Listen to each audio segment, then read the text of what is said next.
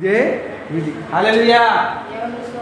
మళ్ళీ మన కొన్ని మాటలు దేవుని యందు భయభక్తులు కలిగి ఉండాలి. మొట్టమొదటిగా దేవునికి విధేయత కలిగి ఉండాలి. రెండవదిగా నేను లేని కాలమందు భయముతోటి దేవుని లేని ప్రభు ఇప్పుడు లేడు కాబట్టి భయముతోటి ఉండాలి. వణుకుతోటి మన రక్షణను కొనసాగించాలి. మన రక్షణను వణుకుతోటి భయభక్తులు కలిగి ఉంచాలి. చూసారా, ఈ లోకంలో భయంతో భక్తితోటి మనము జీవించాలి. అంతేగాని భయం నుండి భక్తి లేకపోయినా వేస్ట్ అయిపోతున్నాం. భక్తి నుండి భయం లేకపోయినా కనుక ఇక్కడ ఇద్దరు వ్యక్తులు మనం చూస్తున్నాం. ఒక కుడి చేతి వైపు ఉన్న దొంగ, ఎడమ చేతి వైపు ఉన్న దొంగ. ఎడమ చేతి వైపు ఉన్న దొంగ అంటాడు, నిన్ను నువ్వు రక్షించుకొని, వాడికి భయం ఉందా?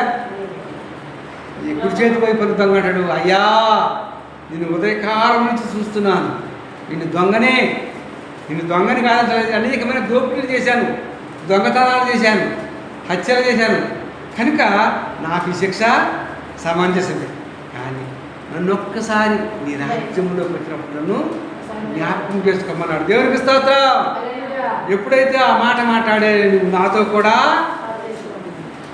దొంగవాడికి కూడా పరలోక రాజ్యంలో దేవుడు స్థానం ఇచ్చాడు. దేవునికి స్తోత్రం. ఇక్కడ పోతీఫరు ఇంట్లో ఒక యోసేపు అని ఒక పనివాడు, అతడు భార్య, పోతీఫరు భార్య మాటి మాటికి అతడిని ఇబ్బంది పెట్టేది. నాతో కలువు, నాతో శయనించు, నాతో ఉండు, నీకింతకంటే ఉన్నతమైన స్థానం ఇచ్చినట్టే నా దేవుడు పైనుండి చూస్తున్నాడు, ఇంత దుష్కార్యం ఎలాగా చేయగలను, కనుక నా దేవుడికి నేను లెక్క అప్పగించలేడు. దేవునికి స్తోత్రం అని తప్పించుకున్నట్టుగా మనం చూస్తున్నాం. దేవునికి స్తోత్రం. కనుక దేవునిందు భయభక్తులుగా వారిని ఆయన సన్మానిస్తాడు. ఎవరైతే దేవునిందు భయభక్తులు కలిగి ఉంటారో వారిని దేవుడిని అతడు సన్మానిస్తాడు. అతడు ప్రమాణం చేసిన మాట, దేవుడు ఒక మాట ఇచ్చాడు, ఒక ప్రమాణం చేశాడు. అబ్రహాముకు ప్రమాణం చేశాడు, ఏమని, నీ యొక్క సంతానాన్ని ఇసుక రేణువుల వంటి విస్తారంగా మాట తప్పిందా?